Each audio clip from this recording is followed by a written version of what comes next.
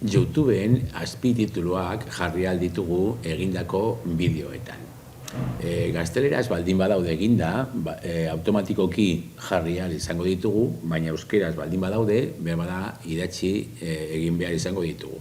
Eta noski hori, bideoa luzea baldin bada, kostata edo.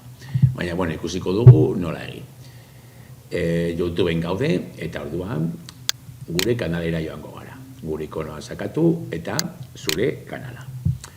Zure kanala barruan gaudenean, egingo duguna izango da, kudeatu bideoak. Beti bezala, sartzen gara gure bideoak kudeatzeko.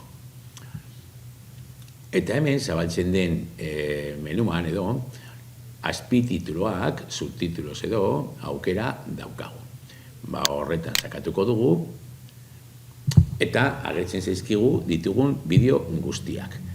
Ni bilatuko dut bat orain gazteleraz dagoena, gehienak ditut euskeraz, baina hemen egongo da baten bat, hemen gurasoak, hemen daude batzuk gazteleraz.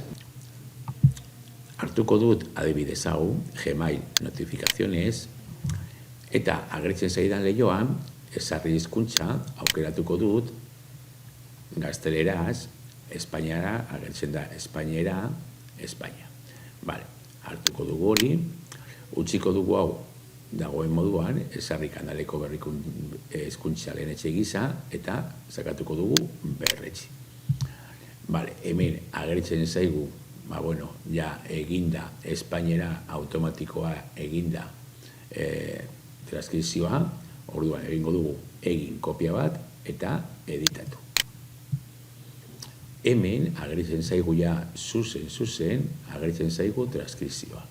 Eta sakatzen badugu bideoan. En este tutorial vamos a ver cómo gestionar las notificaciones de Gmail para recibir un aviso en el teléfono. Ikusten dugu nola azpitituluak agertzen diren zuzen hor.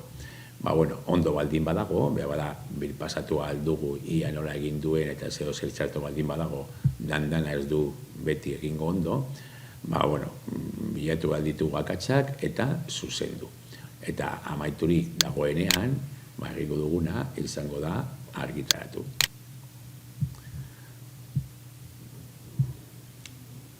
Argitaratuta dago bideoa eta hemen sakatzen badugu YouTubeen ikusteko, ikusiko dugu vamos a ver cómo gestionar las notificaciones de Gmail. Nola orain azpitituluak agertzen diren eta ikusi aldeen. Hor